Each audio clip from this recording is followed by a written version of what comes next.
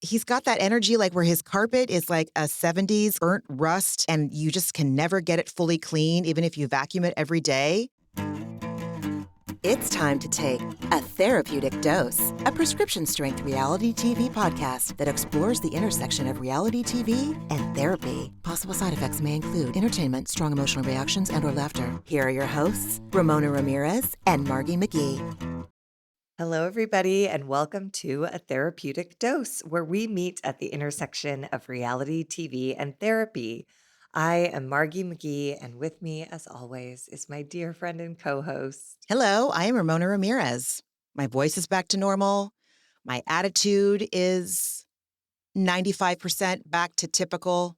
We'll see. I'm already happier. I'm already feeling better just seeing you reflect back to me in this screen that we communicate over once a week. And I think we're both feeling better because, guys, we watched The Valley and it was too dark in the Valley. Nope. So we are taking a vacation to the summer house to join those kids having an outdoor bed party. It was just too intense, too much divorce trauma, too many children in harm's way, too much unrecovered behavior. And it doesn't appear there's a redemption arc for Jax. He left treatment early. Like, it just seems so, I don't want to get in that pool for 15 episodes. I'll drown.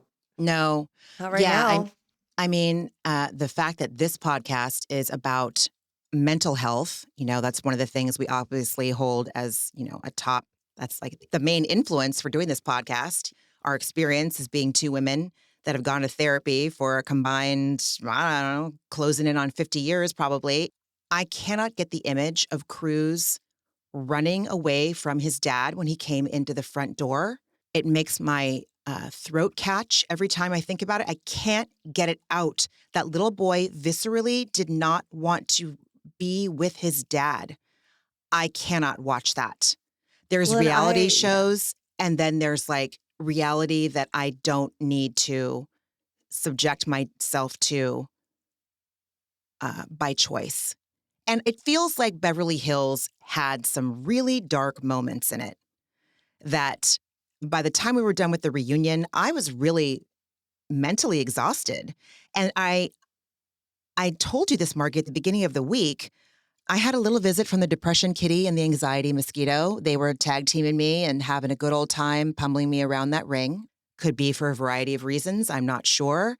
But I do know that one of the things that made me feel anxious and like I wanted to bury myself even deeper under my covers was seeing that clip of Cruz and Jax.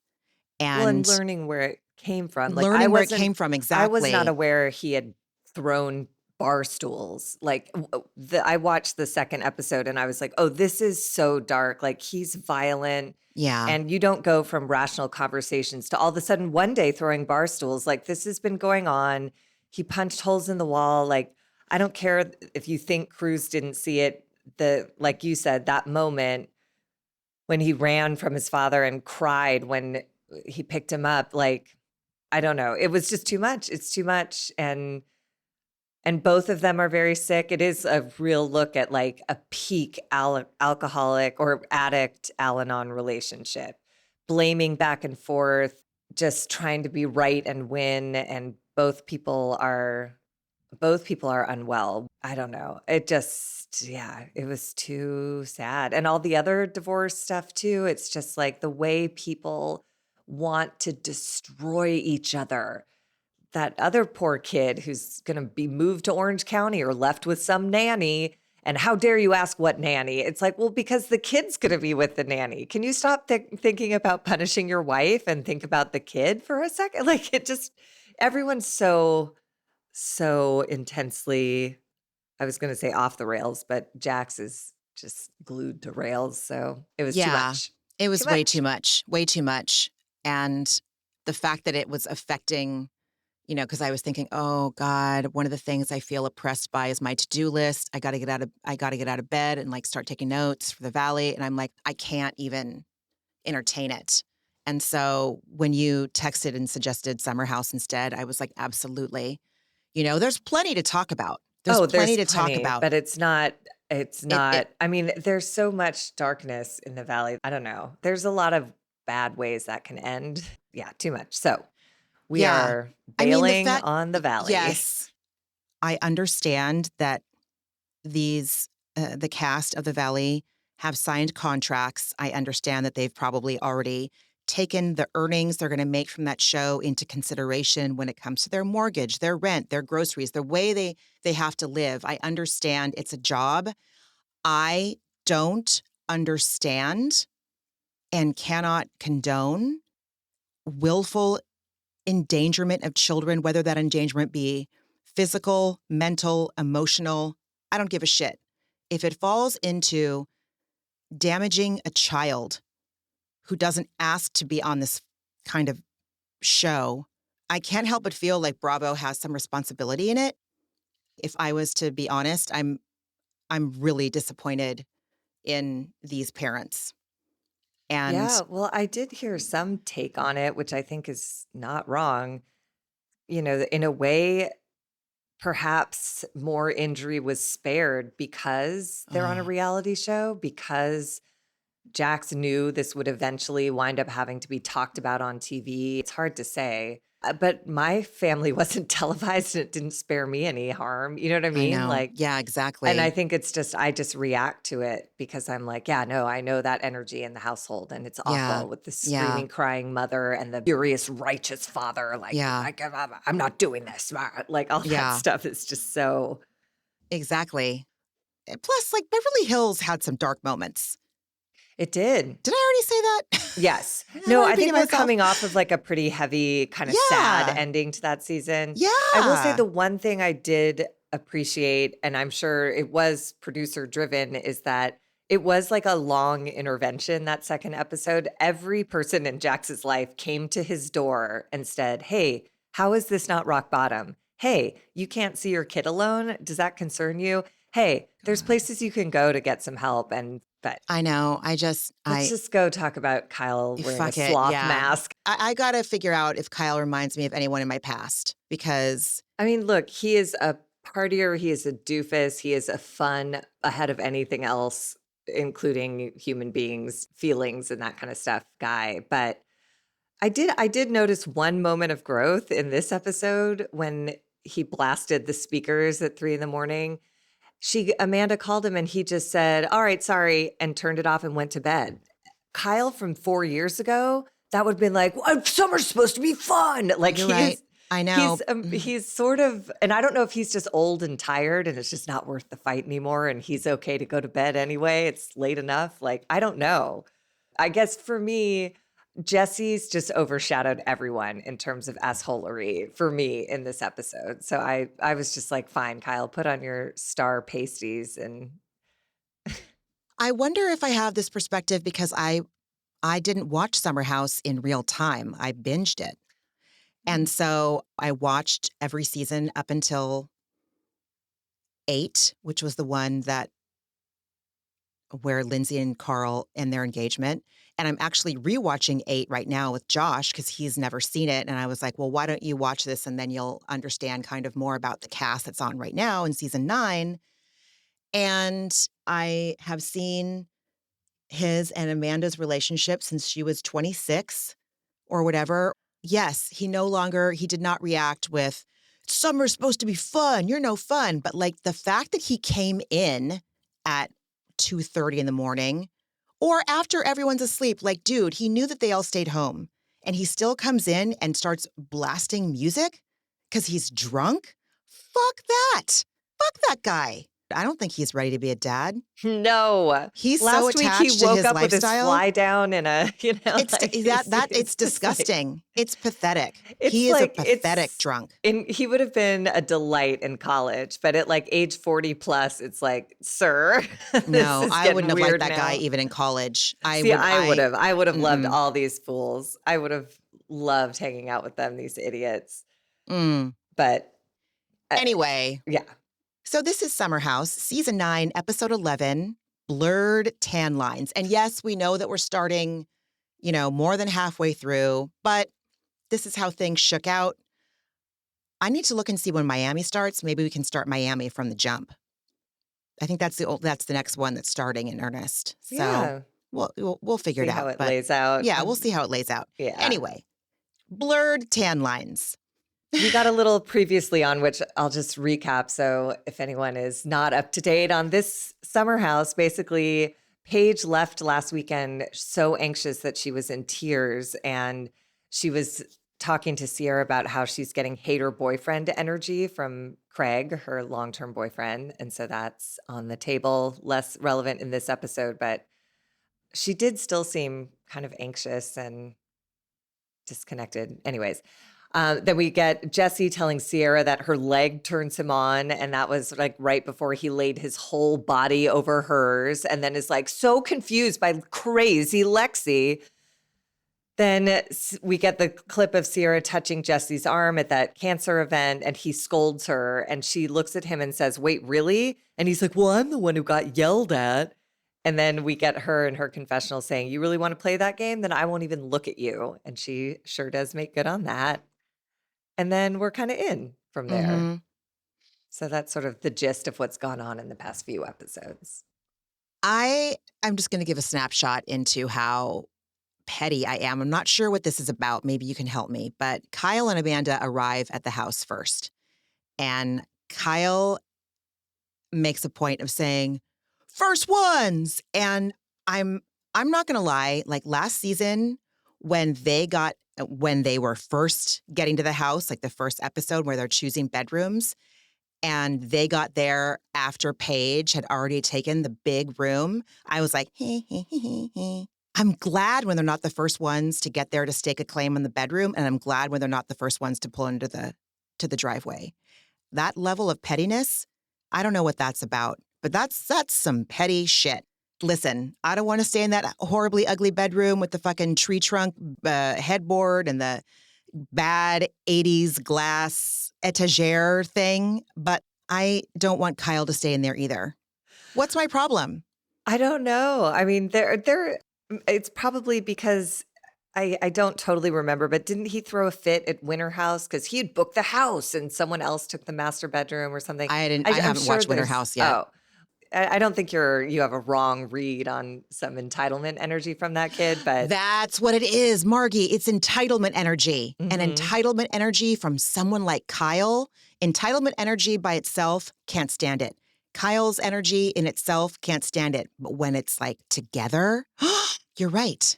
Thank you. It's entitlement energy, which I need to work on that. I can't ever control someone that is going to act entitled. I suffer from watching someone like Kyle and not just accepting him where he is. I suffer. Okay, thank you. I Preach. appreciate it. I knew you'd fucking tell me what was going on. I knew you would.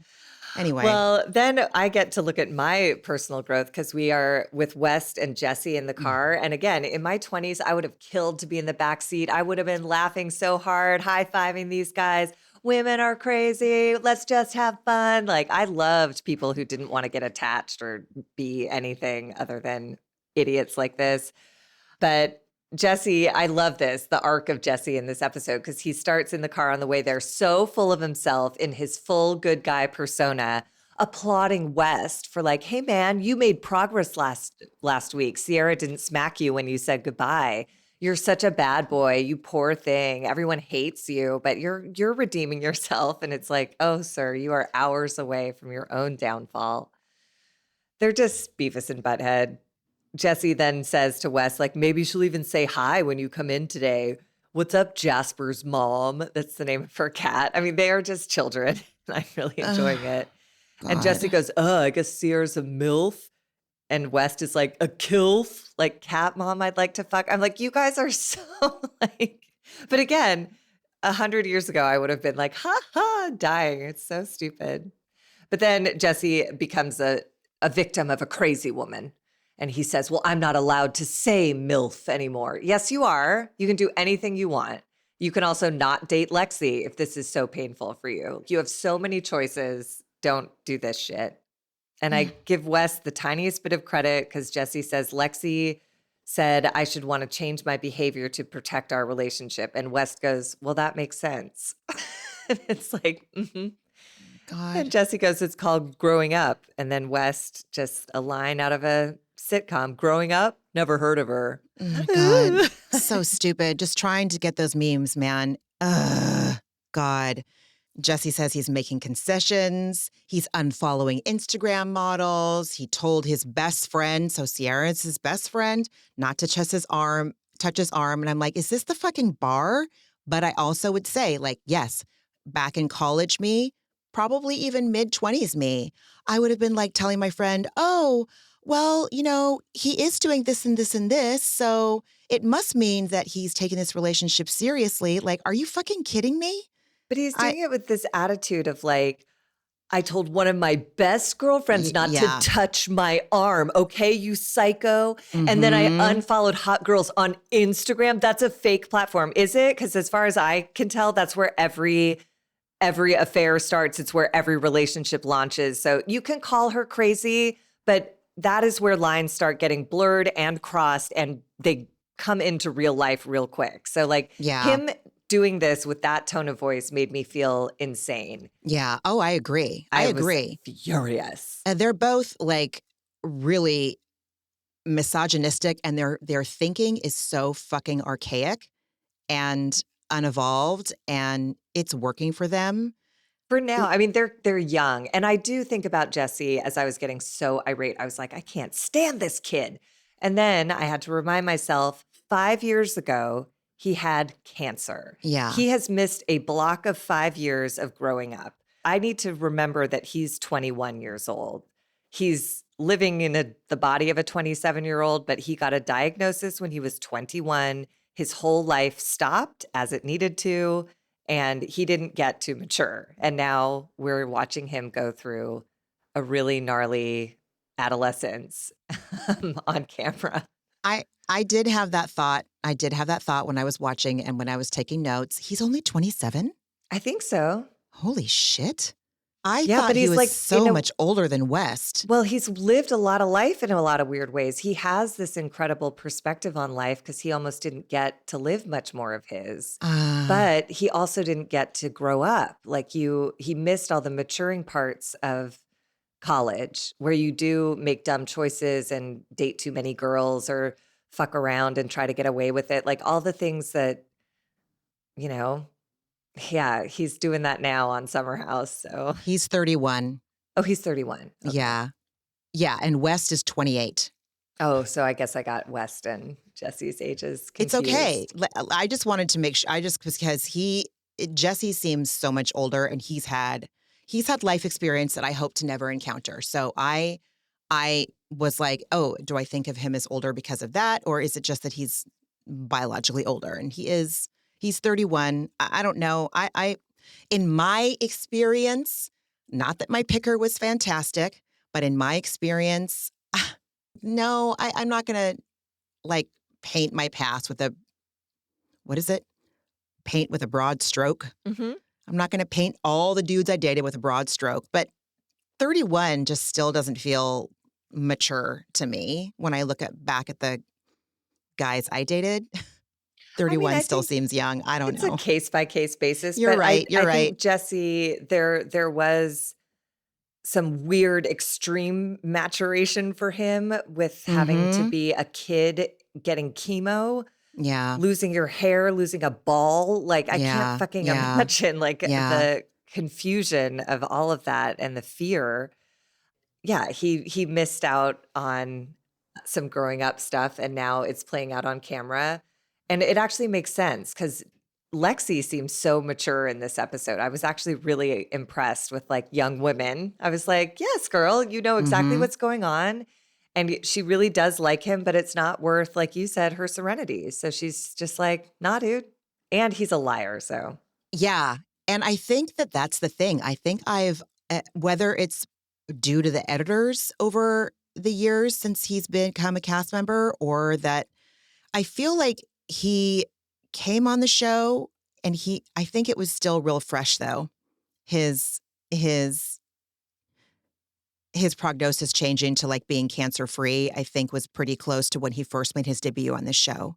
Well, remember he So, was crying on the bed because he thought mhm, he felt a fucking lump at the right, near 5-year mark. And he right. was like, "Are you kidding?" Yeah, Because 5 years is sort of when you get to relax. And he yeah. thought he felt something right as he was going for that checkup. Like, that was heartbreaking. He and Wes just really seem this season that they're both like really, they've got that energy that they're probably doing appearances and their DMs are blowing Oh, up for sure. with people that want to like, get with them. Wes So, said it in one of of yeah, episodes. My DMs are juicy. I was like, yeah, ew, I know. He's but really okay. he's something. Yeah, that car ride was I don't know. Maybe they'll look back on that when they're older and be like, "Holy shit." Maybe not. I don't know. But it's also like somewhat age appropriate. Yeah. There's no reason everyone should be 50 before they're Mhm. 50. And it makes it fun to watch. I had that energy at that age too, of just like, and it's the weekend now. So everything that mattered Monday through Friday is dead for 48 hours. And that like doesn't exist anymore. And I miss it. Oh, And I loved that God. car ride for them because I was like, yes. So we learned that Schwartz is coming, and I just wrote, ew, gross, go to rehab. He depresses me. Schwartz depresses me. He's got like his coloring is ashen. He doesn't look healthy. I don't know. I guess his whole thing is still working for him. But every time he shared in this episode, I was like, I pity him. I pity Schwartz. He's pitiful. He's a Dark Eeyore, to use you know what I mean? Yes, he always Yeah, has been in his he's oversized sleep t-shirts yeah, going, Bubba. but like where Kyle, to your credit, when you said that he's just like a party boy, but he's 42, it's like Schwartz. He's got that energy, like where his carpet is like a 70s kind of burnt rust, and you just can never get it fully clean, even if you vacuum it every day. Do you know what I'm I saying? know exactly what you're That saying. is Ew. Schwartz. Yeah, you're And he right. doesn't he doesn't see it. His clothes just never smell fully clean. His hair, yeah, there's product in it, but it's also just like product that he's never gotten out for years. He's, Look, he you know, swam in like a filthy river right before his wedding yes. ceremony. Like Yeah. that's who he is. Yeah. He does not feel like a safe person to me. Anyway. No, no. Ay, ay, ay. Carl arrives to Kyle and Amanda drinking Loverboys in the kitchen. Amanda is releasing a collaboration of swimsuits designed with tops that can accommodate a larger breast size. She's doing that with a clothing store called South Moon Under. Schwartz arrives. He says he's not secretly divorced and he's not mired in controversy this time. So that's going to be a lighter load for him to carry and, bring into this episode. And Wait, real quick with the yeah, Amanda thing, she mentioned that she would be launching this collection. She was overwhelmed by the response, likes, follows, engagements, comments, and they showed one of the comments was Jesse Solomon. And it said, I think it's safe to say I can't wait to see the product. Because it's all just big booby swimsuits. It's like yeah, he is just such a brand of he himself. really, So, he anyways, God can't help bless. himself. Yes, yes, And yes. Schwartz did also mention that his butthole is not bleeding this season. And I was like, Yeah. Jesus Christ, you're, you're a nightmare. And we see that flashback to when Katie was taking him to the hospital when they were at the summer house how many years ago? And it was just hemorrhoids, I think. It was I something I relatively mean, benign, but I don't know, man. But he's like always a again, mess. I had the note, go to rehab, dude. Yeah. Anyway. So Lindsay arrives. She's 6 months pregnant. Her baby has started kicking. Sierra arrives. Gabby arrives. Jesse and West arrive. Jesse goes to hug Sierra and she says, no, let's fist bump. Well, we got Sierra's confessional first. She said, you told me not to touch you. Make it make sense. I'm going to swerve you too. Because Jesse went in for a hug and a kiss. And she was like, no, we're going to fist bump. Yeah, dude. You really scolded me about touching Yeah. your arm. So let's just go ahead and not touch at all. Yeah. And she said, he worries about me touching him. He needs to be worried about where he put that toe. And then we flash back to, this is important. We flash back to an outside shot of the house during the foursome of Imrul, his two girls, and Jesse. And Jesse says, suck a toe. And I'm hard. Yep. So Jesse said it. And he later blames Imrul for instigating that whole event. And again, Jesse made me insane this episode. Like, he kept saying it was a joke. I didn't think you'd care. It was a 37-minute joke. That's a longer joke than any sitcom on TV. Like, Yeah. that's not a joke. 37 minutes is a committed sex act. Like, Yeah. you Yeah. were, and once we saw that bed, there was no world where you were separated from the action, and certainly not for 37 minutes with 4 people in a full-size bed. Get I away agree. from me, you He's liar. I know. If anyone believes that, I don't know what to And say. he's a bad liar. He's a terrible liar. He, like, it's so obvious he's haunted by this lie, and and trying to blame Lexie is just like the Oh my God. most immature angle I can imagine. Yeah. So lame. Yeah. He Anyways, made choices. He And we did. learn that Paige isn't arriving until Saturday because she's taking some time to herself. She left early the previous weekend to go take care of her mental health, and she's not coming till tomorrow to take care of her mental health. And I love that. Mhm. Then the group carries in an Amazon truck worth of stuff that's just going to go into the landfill Sunday after that party's over and the cleaning crew is coming. They're going to hang up a bunch of decorations for their Snooze Fest party. And it just makes me sad how much waste I see with party decorations on this show. It does. It makes me sad. It never fails to rattle me how many boxers are waiting for their theme parties. The decorations, it's all of their outfits. Like, Carl's outfit clearly came straight out of the plastic, still with Yeah, fold marks in it, and it'll go exactly. straight into the landfill when it's over. So the guys are going to go out for the night, and the girls are staying home to do arts and crafts for the party. And West really bothered me. He goes, "Oh yeah, boys' night, no Imrul." And I was like, "Look, Imrul, he's brought a billion women into the house, but he is not claiming to be someone he's not." And I love that about him. He's like, "I go to sex parties. I express myself sexually all the time. This is what I do." So everyone like clutching their pearls and being grossed out by it is like, that's on you guys. He told you who he is, and he's giving you a weekend off because he wants to go fuck around without judgment. So I think because he's been up front, especially when we learn his backstory, Imrul does not seem like anyone that has any kinds of pretenses. He's really comfortable with who he is. And I'm sure And- every girl that comes home with him is really clear on what they're there for. Unlike West, who fucked over Sierra, and Jesse, who is currently fucking over Lexie. Agreed. They all come and go with real ease. Yeah. And I had to actually think, like, God, would I be bothered if I was in that share house by the fact that he brings home multiple women every weekend? I don't know. I don't know the answer to that. If I was Paige last weekend, I would be pissed too. If Mhm. you're headboard to headboard and I'm having an anxiety attack and Yeah. you're rhythmically fucking in my Right, head, I would be right. like, dude, please. Right. But again, I also wouldn't have much to say about it because I would just be like, well, this is exactly what he Yeah, said he would do this this is what summer. he- So exactly. I'll just put some headphones in and call it a night. I kind of love Imrul. I do. I really kind do of too. And I think Jesse and West need to be careful about how shitty they are to him because Imrul was in that room. I cannot wait for the fucking reunion. I hope he tells what actually happened. Jesse was in there for 37 minutes and all Imrul has said was like, yeah, I was in there with 2 girls and Jesse came in and got his toe sucked. Mhm. And he's going along with Jesse's narrative that Imrul said, suck my toe, when we hear the audio that is not that. And Imrul was present for 37 minutes of whatever went down. And I don't think Jesse sat with his hands in his lap. I think he they were said, active. and I'm hard. And said I'm it. hard. Yeah, he said it. And then he said stayed it. 36 and a half more minutes. So I don't know. Dude. I don't like the Imrul bashing. I did not care for that. I don't from either. West. I It made me don't. uncomfortable and I don't like it. I wonder if part of it is kind of amazement, like, oh, you mean you can just say that's what you're about? You don't have to pretend. Yeah. I think that they're stunned that is. And it's not his only dimension. Like when Exactly. Carl was crying on the anniversary of his brother's passing, Imrul was the one who went outside, asked questions, was really kind to him. And I was like a little bit annoyed that the editors didn't give that more credit. Like it wasn't followed up with a talking head from or anything. But I noticed, I was like, Me too. everyone in there was like, what's wrong with Carl Beast?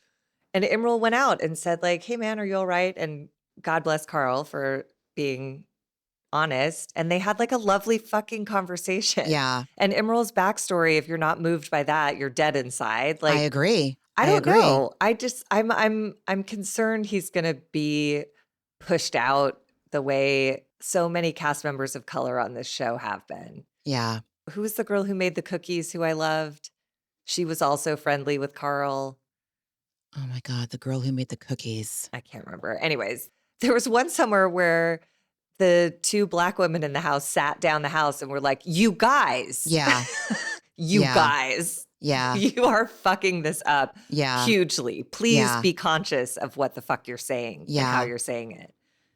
And they Yeah. haven't taken that note with Imrul. So Imrul just seems like he's like, I've seen some things. I've lived some life that you fucking idiots will never understand. But he doesn't even say it like fucking idiots. Like he is so, I am in awe of how unrattled and self-assured this guy is. And I love it. I love his energy that he brings to this show. I'm pro Imrul. me too. I bet Carl and Imrul would actually be friends, whereas Carl, West, and Jesse, it's like Carl trying to be with the cool guys. Yeah. Speaking of all the fucking Toegate, Kyle, Schwartz, Wes, and Jesse are in Imrul's room. Imrul's not there, so Schwartz is going to be there, and Jesse gives him the lowdown on Toegate. And Lexie's just down the hall. At least that's what the editors are showing us. And if she is down the hall in real time while this is happening, like, Lexie, you're better than this. Oh, you disagree? No, I just don't know if she gets there at the end of this episode. But again, it's like a therapist used to say to me, only one person has all the information right now. Lexie is aware of Toegate. She's not aware. She's aware of flirtatious behavior. She doesn't know that Jesse was laying his wet body on top of Sierra's bikini body. Like, she doesn't understand. And she's believing what he's telling her when we learn that he spends the week showering her with affection, introducing her to his parents, which I think he does out of guilt for Toegate. Clearly something happened in there. Yeah. Anyways, he acts it out for us, but he tries to make it seem like nothing, but there's only two people on the bed when he's acting it out, and it's packed. It's packed. It's a tiny bed. Yeah. So there were two naked women that we're supposed to believe were under the sheets with Imrul, and he was just hanging off the end of the bed. He's insane. Yeah. And I do think Tom Schwartz, having gone through Scandival, Tom Schwartz is looking at him like, really, dude? Like, okay, all right. Yeah. Yeah. It's just insane. And So- someone asked if the toe sucking was prolonged, and Jesse's like, no. And I'm like, it was 37 minutes. It's on camera. So whatever. So when they go out for boys' night, Jesse says he's going to be a good boy and guide Carl's cock. Like, gross, you guys. Like that. It's all very homoerotic, FYI. I just want to point that out. Anyway, the guys get to their restaurant. Tom orders a shot right away without ordering around for everybody else. And I just wrote again, go to rehab, dude. Like, your skin is gray. Your hair is a mousy brown that it just looks like you're unhealthy, man. You give real unhealthy, pathetic energy. Again, Dark Eeyore. Yes. Yeah. Go ahead, Margie. And then at dinner, Jesse launches conversation by asking Carl if he got an over-the-pants hand job from Sierra when they drove to Montauk. And Carl was like, no, we just talked. Jesus Christ. And then Jesse launches into a version of this story of Sierra touching his arm. She touched my arm and I was like, whoa, whoa, whoa. Like, just as a joke, just setting a little boundary. I'm like, your understanding of what a joke is, you're calling the 37-minute toe suck a drunken joke. You're calling this a joke when she clarified. She said, whoa, really? And you said, like, I'm getting yelled at. Like, yes, really. Like, it wasn't a joke. I think he knows it's not a joke. He does. And that's what makes me insane. Me too. He knows everything he's done wrong. And he's doing what I hate, which is trying to loop all of these other people into his lie. And they kind of know he's lying, but it's not worth pressing because it's boring. Kyle weirdly, again, in a moment of adulthood, asked for clarification. He's like, I'm not sure I understand what's going on. Other people were telling you that you're flirty, and Lexie wasn't thrilled to hear it and asked you to pull back, which seems reasonable. And he's like, I'm trying to respect Lexie. I don't know what to do. Like, Oh my as if God, her demands are so insane. She's so crazy. She didn't ask you not to touch Sierra's arm at a cancer event. That was not her request, you dipshit. Right. You either get to be a little boy, which is what you're acting like, oh, everyone else is going to dictate what I'm doing. He's taking no responsibility. He's basically saying, I have no agency in this. Because she's too crazy. I can't follow Yeah. the rules of someone Oh, who he's just won't let me so- do anything. This side of Jesse is repugnant. Oh my God. And then Jesse says, let's play a game. When was the last time you all had sex? Is this high school? Yes, Again, it is. It's very homoerotic. I'm just saying. And West, not to be outdone, says, hey, what's the weirdest niche porn category you all watch? Jesse likes massage porn. Carl likes tan line porn. And West laughs. And in his confessional, he says, Carl is weird but wholesome. And then West lists his preferences of the kind of porn he likes to watch, and they're all bleeped out. And I'm sure that was partly editors taking the piss. And listen, I don't fucking fault West. As long as everybody in what you're watching is consenting, sober enough to consent, and of legal age, fine. Like what you like. But don't, what do the kids say? Don't yuck Carl's yum. I didn't get the sense. Weirdly, I understood what West was saying because I too went like, what? When Carl said tan lines, I was like, that's so 80s. It's like looking at ankles or something. It's so chaste. And I do believe West is completely debauched and corrupted by every category that has ever been made available. And he said, my taste is just too far gone to go backwards to tan lines. And I believe that. I do too. I can't even imagine his DMs are probably just all porn, like real people showing buttholes, not tan lines, Yeah. It's just, he's so deep in that world now. He is. But I appreciated Carl for being. I did too. I told Josh when we were watching, I'm like, I've had my tan lines commented on in the past. Like, I understand where Carl's coming from. Sure. Anyway, so we go back to girls' night. They're assembling the landfill decorations for Ciara's snooze fest party. Or I guess are Paige and Amanda and Ciara all co-hosting? Okay, I apologize for their group bed party. rot girls, yeah. Oh, yes. Listen, as a bed rot girl, I get it. I love that Paige is normalizing bed rotting. I do. But I it's love like, it. I like her. She's a bedrock girl with a huge life who just did like a 60 city. Like, it's not, you can do both, You can. I think that's like an important thing to consider. She had a long distance boyfriend, shot 2 shows, did this wildly successful podcast, all of her internet Tour, content. book, appearances. Yes, She's exactly. like kind of great. I have come a long way on Paige. I didn't know her before I watched the show. And all I saw of her was just that she was kind of everywhere and she was a Bravo darling and that she wore satin, not quite hot pants, but high-waisted satin granny panties and black pantyhose and a white men's style shirt at BravoCon. And I was like, ugh, the outfit kind of annoyed me. But now that I don't know Paige DeSorbo for real, but what she's showed us on the show, I fucking like Paige. I love Paige. I find her to be a great Bravo celebrity. Well, and she said it's the reason of, for her breakup with Craig. She's a totally different person than she was 4 or 5 years ago, certainly 9 years ago when this whole mess got underway. But Yeah. like, she's really evolved and grown up. It's another reason I like watching these shows. There's a moment where Ciara, Lindsay, and Amanda are talking about Lexie and the Lexie-Jesse boyfriend-girlfriend situation. And Lindsay reports that Jesse is always telling Lexie in private that he wants to be her committed boyfriend. But then Jesse brings things to his girlfriends that are, as Paige called it earlier, like secret hater boyfriend behavior. And then we get some flashbacks to Jesse talking shit about Lexie, asking him to tone down his Instagram comments, saying, I'm scared she's like a jealous girl, and reporting on her asking him to unfollow hot girls. And these are all, as Amanda deems them, yellow flags. And Amanda has a confessional where she says she feels the need to tell Lexie what Jesse has been saying because she loves Jesse, but doesn't want Lexie to feel like everyone's talking behind her back. And she said if this was Paige's boyfriend saying these things in a heartbeat, she wouldn't hesitate to tell her. So I I appreciated love that that. as Me well. too. I Amanda is absolutely did. getting well in front of our eyes, man. Why is she still with that man then? Well, she married him and, I know. and Uh, she's only just begun, but she's put her foot down about kids. Last year, she was talking about we need to move to New Jersey and have kids. And this year, she's like, no, my mental mhm. health comes first. And if I never have children, I'm not getting off these meds. Yep. So Yep. Yep. Yep. that may well Yes. end that marriage, but it's I do love new. that for her. Yeah. Ay, ay, ay.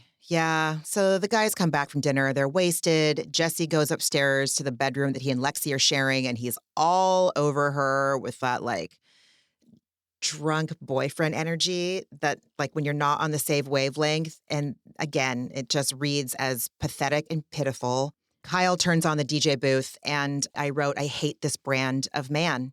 Self-centered piece of shit, wakes up his wife. Amanda calls him from the other room and says, turn it down.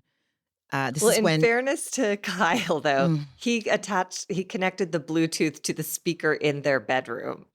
So he because blasted. he's drunk and deciding I to come home know. and play music in the middle of the night anyway. Yes. We're not gonna see eye to eye on this one. I think Yes. that like, No, I'm just saying that Amanda didn't just hear random music oh yeah, downstairs. oh She was I see, oh blasted yeah, out of her yeah, bed in her space. Like yes, she's not the lady banging the broom on the ground exactly. going, quiet down. It was in her ear. So And then of course Jesse has to say, oh, Kyle, did Amanda call you to yell at you? And it's like instead of saying, oh shit, did you wake up your wife and the rest of the people sleeping in this house? Maybe turn it down or turn it off because you're middle-aged. Ugh. And then Kyle goes into the room he and Amanda are sharing, and he says that, like, hi, I love you. And he's drunk, and he's done it in his little void drunk voice that he's done for 9 seasons. And I wrote, I need to know why Amanda stays. And you just said it. And I also can't I can't fault her. It's not easy to leave a relationship when you love a lot of parts a of someone. marriage. Yeah, and it's a marriage. Yes. Yeah, Yes. that's a big Oh, thing to goddamn, dude. undo. And He's they may just not make it. Yeah. his arrested development when she's clearly growing. Sometimes the stink of Kyle, I can't mentally wash it off of Amanda. hmm Yeah. We've I seen her put up with a lot, and yeah, everyone in that house tried to intervene before they got married to say, like, it shouldn't be yeah, this fraught. But she made her choice. yeah. And I will say, again, this was the moment when Amanda called and said, you've got to turn it down. And he goes, all right, I'm sorry. And but again, in terms of growth, Mm. even last summer, he was stomping around in the guest house, calling her a bitch. He's just so rank, dude. Yeah. He and Schwartz can go rent a man pad and recreate that life. What's it called? That old school movie where frat guys like never want to grow up. Except for I can't see Schwartz was ever in a frat. Dark Eeyore and Arrested Development frat boy can hang some frat flags on the wall and have a nasty couch that's got dried, spilled fucking wine cooler on it. You know what I'm saying. God, I'm sorry. Okay. Anyway. So it's the next day, and Sierra and Amanda call Paige, who's driving in, and she looks and sounds sad still. They're like, when will you be here? We saved some crafts for you. And she's like, I'll be there in an hour. She still looks like I'm familiar with like when I've been up with anxiety for a day or two. I don't know. My heart sort of hurt for her because clearly I think we're watching her come to terms with the fact that her relationship is going to end. And that is a really sad period of time. Anyways, that's just what I thought I saw on her face. And she, in a confessional, says that she's someone who's very in touch with her body. And for the past couple months, she's not been feeling herself. And while she's been anxious before, she's like, now my hands are numb, and that's a problem. So she's now seeing a doctor to get a sense of which parts of this might be treated with Western medicine and which parts are psychosomatic and which parts are emotional and mental and which parts are circumstantial. Greg Mm-hmm. Conover. So, Dude, I mean, I've been there. Lately, mhm. my anxiety and my stress manifest in hives, hives on my eyebrows, hives all over my neck, hives just all in the facial area. I've had numb hands before from stress. Obviously, we probably all have that knot in our shoulder or our neck from stress, from anxiety. I'm really glad she said it, though. I'm glad she's talking about it. Mm-hmm. Yeah. Mm-hmm. And then Sierra asked the boys to help her set up the giant trampoline that will later become the bed out there. And Jesse tries to say something, and Sierra just cuts him off. And she goes, I already know you're not going to do anything, Jesse, so you can chill. And Jesse, like a shamed child, is like, can I just finish what I was going to say? And she's already gone. And I was like, yes, Sierra, yes. Yeah, totally. Like, Suffer no God. fools. Sierra's being mad weird to me. It's like, it's never about what you're doing, Jesse. It's about what everyone else is doing. And it's Fucking always, child. yeah, the women. He's always like, those girls aren't my real friends if they said those things. It's like, you did the things. You put Yeah. shit in the pot to stir. Yeah. Don't put anything in there, dumbass. Or just acknowledge what you did and let the relationship be over and move on and do what you want to do anyway, which is like hook up with randos. Like, just live your summer house life, sir. Yeah, just do it. Channel your inner Imrul if you have it. He's doing great. Yeah. The terms are out. Who he is out. Okay. We have Paige's arrival, and she's excited about the first annual Snooze Fest. And then Lexie asks Jesse. So Lexie is still ignorant of all of this information that Amanda has. So she asked Jesse if he's excited for the party. And he's like, I'm actually not excited because Sierra's being mad weird towards me. And then the next moment is Amanda sitting down with Lexie, explaining to her Jesse's yellow flag comments that he's been making about Lexie behind Lexie's back. Lexie explains her side of these comments, saying that like she's very active on social media, and so apparently she gets a lot of DMs warning her about Jesse, and she's ignored them until Toegate. And then she was like, and now I'm considering taking some of these warnings to heart. And she asked that his comments on Instagram and whatever social media platforms just veer away from overtly sexualizing the other women in his life now that he has a girlfriend. And she said, I didn't ask him to stop them altogether. I just asked him to say, like, you look so beautiful, as opposed to like, you're the hottest bitch in New York. And then Amanda says, so wait, so you weren't stalking his Instagram to see all these comments? And Lexie's all, no. So this is just the women are finally starting to see like, oh, Jesse's telling us one thing, and it's not the whole truth. It's not necessarily what's happening. So he's trying to throw focus off 37 minutes in a full-size bed with 4 people. Like, that's what he's trying to do. And Lexie says in her confessional, and I just thought this was so mature for a young 26-year-old in her first season on reality TV. She's like, I wish Jesse would just come to me to have an adult conversation about this. And she said she's feeling really misunderstood. I would too, if all of like the OGs in this house are looking at me like I'm some psycho Instagram, like follow checker or whatever. Like, it must feel terrible. And Lexie says that she hasn't done anything. And he's overcompensating and jealous during the week. And then behind her back, he's talking shit about her. And that's a lot of information that she got in this sitting. So I don't blame her for taking some time and going to her room. Right. She basically says all but like, he smothers me. Calling her all the time, texting her all the time. The portrait he's trying to paint for people is not what he's doing. Amanda says it's almost like he's the jealous one. And I'm like, yeah, he's mad projecting. He is projecting onto Lexie. And I'm so glad that we got to see it all in this episode. Like, everyone gets to see it. Yeah. Poor Lexie. The editors did her dirty. Jesse's doing her dirty. I bought it. I bought that she was like a stage 5 clinger. Lesson learned for me. Anyway. But it's also a good look at like love bombing and all of this stuff. Like, again, at the end of this episode, everybody from West to Paige is like, there's no foundation for your relationship. Right. You guys have known each other for 20 minutes.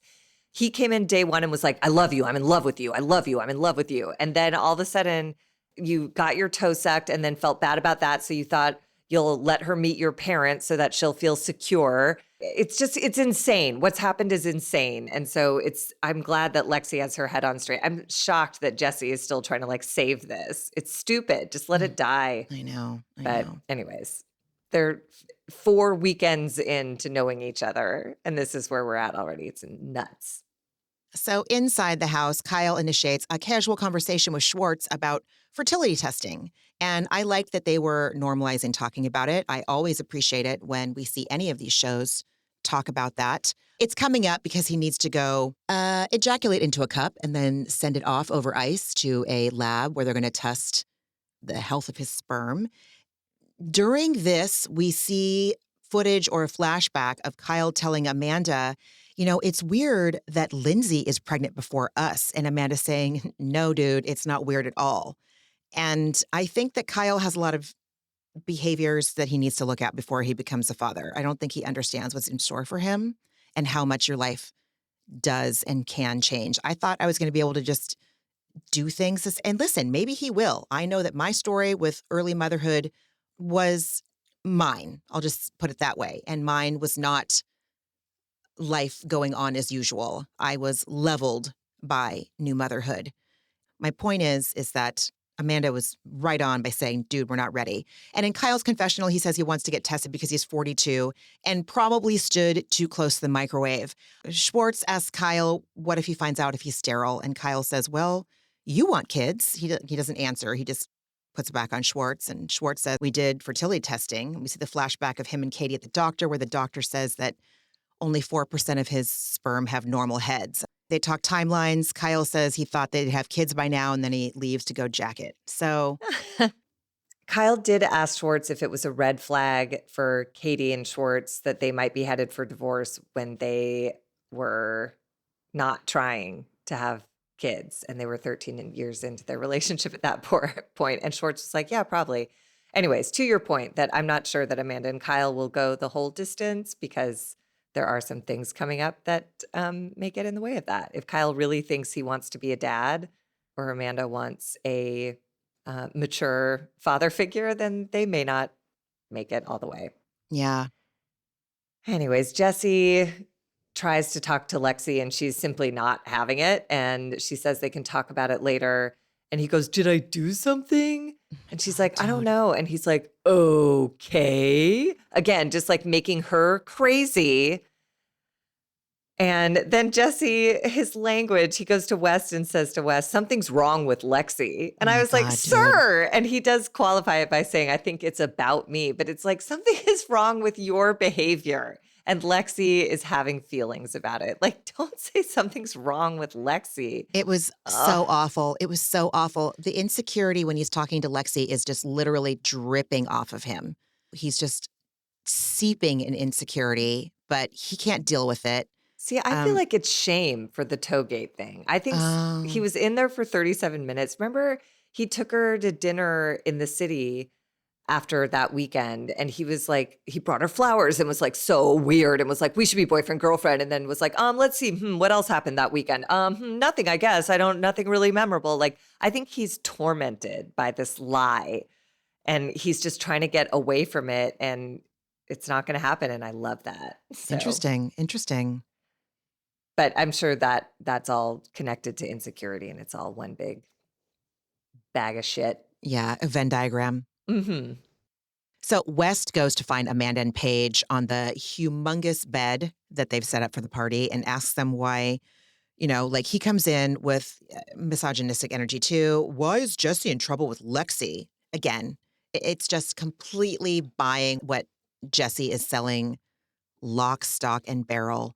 And Amanda says, well, it's probably because I told her about the yellow flag bullshit. And West says, yeah, but she asked Jessie to unfollow girls on Instagram, though. And Amanda tells West she never asked him to do that. Girls are DMing her all the time, and there's two sides to every story. And Lexie says that he's making her out to seem jealous when he's the jealous one. He's insecure and down her neck all the time. And West says that he starts to kind of open his eyes because he says, yeah, when we were in the car driving here, Jessie and Lexie were on the phone and Jessie said, okay, I'll call you in a few. And West was thinking to himself, dude, we'll be there in just like a few minutes. You'll see her in just a few minutes. He said, bitch. He said, bitch. You're right. He did say that. Like, Jesus, dude. Yeah. So it's like, okay, West, hopefully you're starting to wake up. The closing piece of information is that Lexie is the one who's hesitating on the boyfriend-girlfriend relationship title stuff. And here Jessie's like, she's crazy. She wants me to do all this stuff. It's like, he's a nightmare. He is. He is. Then everyone gets dressed for the party. Lindsay is a very weird looking nude bear. Kyle is a sloth. It's so disturbing. Sierra, Paige, and Amanda are adorable in their sleep mask comforter skirts. Adorable. So cute. Adorable. Shoes, all Loved of it. it. Absolutely. Gabby's a lamb. She was so cute.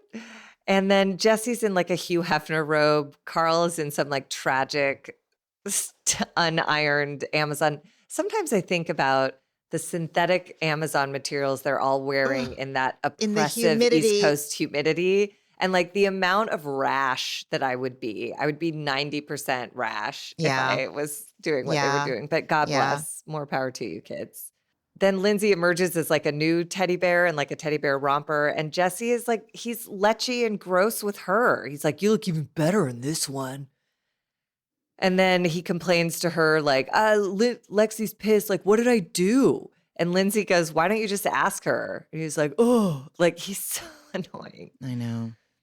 And to his credit, though, he does approach Lexie and says, are you upset with me? And Lexie, just doing everything right, goes, yes. And Jesse says, do you want to talk about it? And Lexie goes, sure. And she gives him a warning. She's like, I'm actually like on the verge of being angry with you. It feels like you're low key talking shit behind my back about some yellow flags that I'm presenting when you have a big red flag of getting your toe sucked. And again, she's not aware that it was 37 minutes. She thinks it just went in and out real quick. And he again pushes, that was a joke that I didn't think you would care about. It's not a joke. You don't know what a joke is, Jesse. And she just reiterates to him, everyone tells me that you're crazy flirty and looking to hook up. And he's like, well, I can't control what my idiot friends say. And Lexie, again, keeping her composure. I would have been losing my shit and yelling at this point, but she's like, your actions are what make other people feel icky. It's not about what your friends are saying. You are doing something that make them feel gross. And during the week, you're super serious with me in the city. And then I hear how you're acting out here and it's emotional whiplash. And then he tries to victim. He's like, everything's just happening so fast. And she just goes, let's slow it down. And he looked shocked. So Lexie asks him, have I done anything, like alluding to Toegate, obviously, have I done anything to warrant people saying the same things about me that they're saying about you? And he says, nope, you haven't. And then he says, this is all making me resent my friends. Bitch, that was what? insane. This is not about your friends. The problem isn't that your friends are talking shit. You are telling them untruths and acting like a fuckboy while claiming that you love someone while telling someone I love you after 11 dates. Like 11 days, not even dates, 11 days. Like, And this Lexie is about said- you. Yeah, she said, you've given me a reason not to trust you. And so now I do listen to what other people say. Let's remember, Jesse didn't tell her about Toegate. However, whatever a joke it was, he forgot to tell her that joke. And then when other people told her, he got upset about it. So that doesn't feel like a joke. I'm not usually upset when someone tells a joke that I didn't get. Like, it's just, he's insane. And then he tries this shit, which made me insane. He's like, what, you want me to be a robot? Like, she was like, that's annoying. Don't do that. Like, everyone is saying you're taking it too far. I don't want you to be a robot. I just want you to not make me look stupid and don't talk shit behind my back. Like, it's so basic. And then he really tries the good guy track one last time. And I thought we'd leave this weekend boyfriend, girlfriend. And Lexie looks shocked. She's like, what the fuck? In what world? And she's like, I'm not trying to beg for a relationship. So I don't know. I don't trust you. And I'm not begging for this relationship. So I don't know what else there is to say. And I was like, yes, I like this girl. I do too. I do She gets too. it. I do too. And then we take a quick break and check in with Carl and Sierra on what's been designated as the dance floor, but looks like this very romantic, like twinkly light setup. And in a confessional from Carl, we learn he's, preparing to profess a crush on her, which is, he's just throwing everything at the wall. I don't know if he knows that this is his last season. So he's like, fuck it, I'll just go for it. Like, Is this last season, do you think? I don't know. Like, what else is Soft Bar going to do with these idiots? I have Like, no idea. he's so out of place there. I don't know why he's going to do this, but she's a babe, he says. So I did like that he said, I like to overshare and overcommunicate. Again, Carl seems real earnest to me, and I Very. appreciate that. Imrul has another very significantly different brand of earnestness, but they both seem honest, you know? Yeah, Imrul's is almost like confrontational. Like, this is what I do. This is who I am. You can like Hmm. fuck off if you hate it. And like Carl is I like, don't get well, that. I don't get that from Imrul. I just get that he's real. He's just, this is who I am. Take it or leave it. I'm not changing because it makes you uncomfortable. I guess I mean that. I think maybe I chose the wrong word. Whereas Carl would be like, if somebody doesn't understand him, he will explain Oh, where yeah, he's for coming from. Where sure. Imrul's just Yes. like, this is it. That there's not a Yes. discussion. This is Yep. just who I am. And Carl's Yep. like, well, here's where that came from. So Yep. Yep. that's all I meant. I get that. I get Yeah. that. Yeah, for sure. So Lindsay and Paige sit down to chat, and Lindsay asks about how Paige is doing, and Paige is just like, I needed to take some time to myself. Lindsay shares that she's having the baby in 3 months, and it's kind of like when I was stunned. Like I knew she was super pregnant, but like in 3 months she's having a baby, and Paige can't believe it either. Lindsay points to Lexie and Jesse wrapping up their conversation. And Paige said, yikes on bikes. And like, Paige usually doesn't cringe me out, but yikes on bikes coming from Paige, it just sounded real. I don't know. Yikes on bikes isn't my favorite anyway, but it made me a little bit itchy. I So mean, I feel like that whole conversation was really weird. Like Lindsay, I have a problem with Lindsay. I don't I do like her. too. I do And too. she asked Paige if she was okay and like listed like you left early last weekend, you came late this weekend. And Paige was like, I needed some time to myself. And Lindsay's like, great, I'm pregnant. I'm having a baby in 3 months. Totally. And let Paige be like, oh my God, that's crazy. Instead of being like, are you comfortable talking about like what is going on? Like it's obviously nothing, not a single follow-up question. Just like, I did my job and now me. Yeah, that's So very I think true. Paige was just like, sure, fine. Yikes on bikes. Let's talk about them. This is Oh, just like, I'm just trying to God. not have a panic attack for one more day and get through this. Hello, Lindsay. Like, I want to give her the benefit of the doubt that, okay, so you remember last season in Beverly Hills, they needed to leave to go to Garcelle's house, and Sutton unceremoniously ended Dorit's telling the group that about what was going on with her and PK in the moment, and about are they going to get divorced, and Jagger asking her that. We learned later that producers were like, Sutton, you need to have them wrap this conversation up. We're running late. So it's like I can see producers having Lindsay being the one that starts the conversations about Jesse and Lexie because it's something that she would do. But it's also like, or is she just doing it because she loves the fucking gossip and to stir shit when it's not about her? You're right. I don't like Lindsay either. I find her very self-centered, and her brand of self-centeredness is very hard for me to watch. It seems like there's never any room for anybody else to be going through anything. And yeah, she did blow off Paige unceremoniously, and it was not, 'Cause that's so out of character for yeah, Paige. So to like be that clear about like these things have happened and that's very unusual for you, and then to just not even ask a question. yeah, It's like that's yeah, weird. So yeah. yikes on bikes. Let's talk about Ay, Jesse ay, and ay. Lexie. And then we cut back over to Jesse and Lexie on the bed, and Jesse's like, well, I wish we could end this conversation on a better note, but I don't want to miss the whole party. And Oh my Lexie God. was just like, like you just felt the ick take her over in that Totally. moment, and it bled out into my living room. I was just like, gross, dude. You're the Seriously. living worst. Yeah, yeah, Bye. totally, totally, totally. So the girls call Lexi over, and she gives them the TLDR. And then we see Jesse in the kitchen with West, and he tells West that he's dumbfounded. And then he says the girls, like alluding to Amanda, Paige, Lindsay, they're trying to stir shit up. And I could be having a great time at this party. And I thought that we'd leave this weekend boyfriend and girlfriend. And I just wrote, he's an idiot, Lexi, run. Well, and he said, he's like, am I the biggest idiot ever? And it's like, yes. And he's like, I just feel like everything's being taken out of context. Your toe was taken into the mouth of another woman to launch a 37-minute stay in that room. Like that's the context. There's even if none of this other stuff was on the table, sir, Mm, you made a huge lapse in judgment in that yeah, moment. So yeah, you can't just blame that on everyone else. yeah. So Jesse ends the conversation with West by saying, I've changed my behavior and I'm being good. And it's like the fact that he's infantilizing himself is so, I don't think that he's going to see his part in this at all.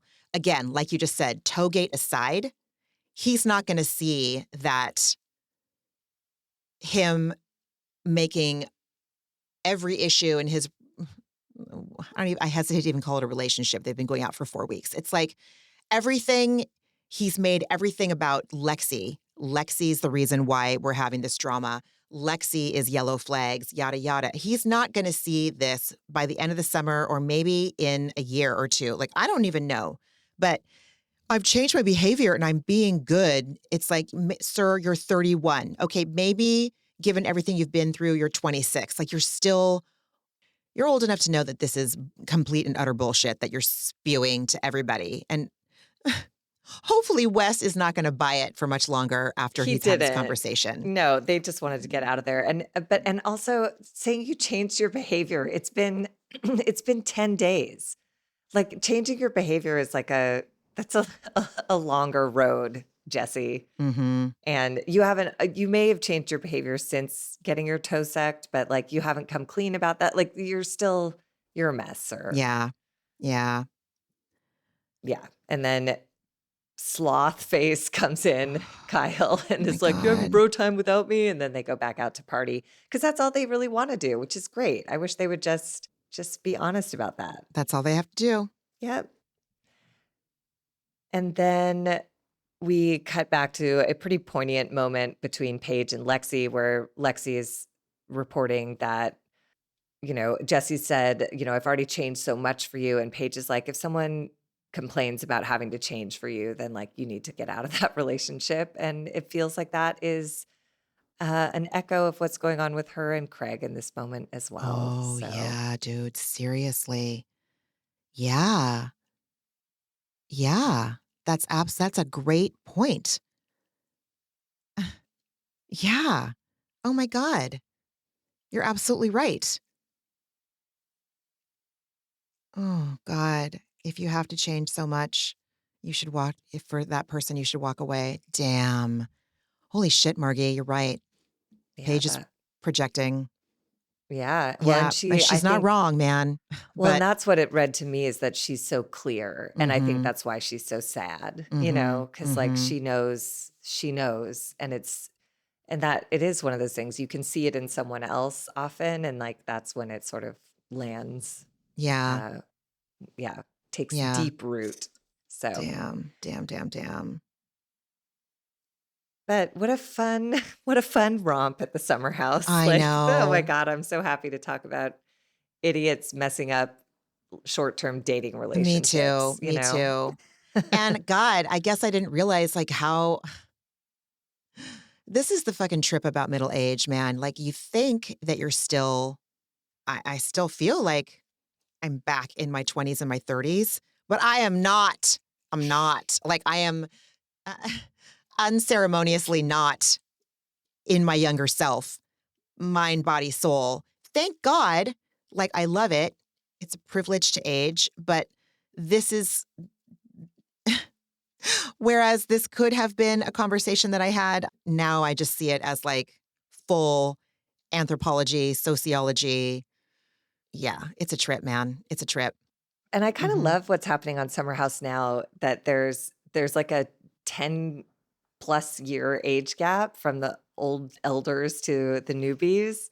And it's just, I don't know, lots changes and lots stays the same in Mm-hmm. that spread of time. So Mm-hmm. Mm-hmm. I'm happy we're watching these guys. That's They fun. filmed the reunion this week and I can't I want wait. Jesse. I want the screws to be turned in Jesse so bad. I hope so, man. I hope so. 37 minutes. There should be no other topic of conversation other than like what happened in that time. I don't see Imrul coming back next year. I would like to have him come back, but I don't see it. Nobody made any effort. It's yeah. And it's not for like, he has a life that's bigger than that. Yes. He does more stuff and yes. it's just not a match. Exactly. Yeah. And, you know, like Paige was on Watch What Happens Live this week after this episode aired, and I watched it. And whereas Paige has a different kind of big life, she fully is the first one to acknowledge, I have this big life because of this show.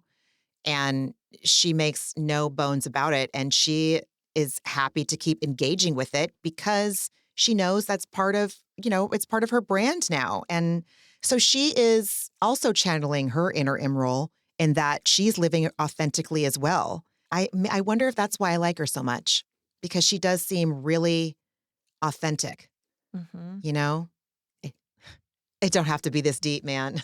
No, but I think it is. I think Ah, it is. And it's also a good look at, like, just because you get to the point where you have everything you want and you're true to yourself, it does not absolve you from life bringing pains and sorrows. She has to break up with the man she thought she was going to marry.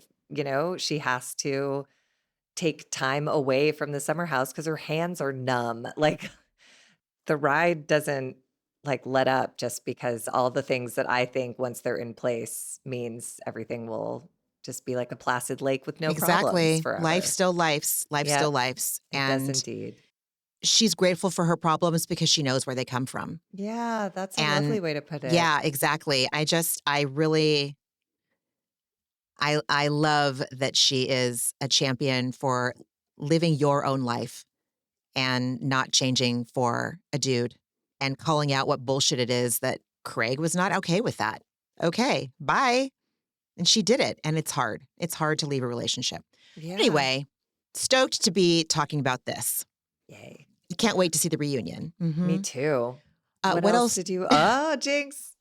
You What else go. did I you can't want? You want remember. me to go? Yeah. Uh, I watched Summer House, and then I have been, you know, the season 3 finale of Yellow Jackets, I think was about 2 weeks ago. I don't think it was more than 2 weeks ago. Irregardless, as soon as it ended, I shared my thoughts on Reddit and had a lot of people reply to my feelings about the show so far with these great perspectives that I hadn't considered. And I wanted to pat myself on the back for, instead of like taking it defensively, I was like, oh my God, that's a really good point, you know, because online that doesn't necessarily happen a lot, you know? And I immediately started doing a rewatch from season 1, watching with these, you know, with these other people's perspectives in mind and looking for more Easter eggs and taking all the information we learned in season 3 back to season 1. And I fucking loved this show even more than I did. And I can't see myself watching season 4 without doing another rewatch again. And it's like, listen, it's different than Sopranos, but again, prestige TV. Sopranos, I consider Yellow Jackets to be up there. If no one has watched Yellow Jackets, I highly recommend it. It's a fascinating show. Great music, great acting, riveting storyline. So that's all I'm watching right now is Yellow Jackets. Are you watching basketball? Oh, fuck yeah, I'm watching Yeah. basketball. Okay. I Oh, was like, sorry. I thought you would Yes. lead with that. Oh, no. Oh, absolutely. I'm absolutely watching basketball. I'm already kind of like, I'm already having anxiety about the fact that if Golden State can pull it out against the Rockets, because I think the Lakers are going to win this round Yeah, I figured you'd be against thrilled. Minnesota. Yes, Yeah. absolutely. Yes. Thank Looks you. good. I've been like shaking Josh by the metaphorical collar. Like, please reach out to anybody you can that might know anybody that can get us tickets, because I don't know how to buy playoff tickets. You know, like they don't sell them until the games are secured.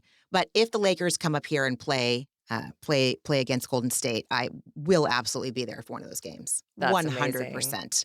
I will find a Yes. way. Yeah, no, Yeah, that would be an basketball. incredible series. I'm really hoping.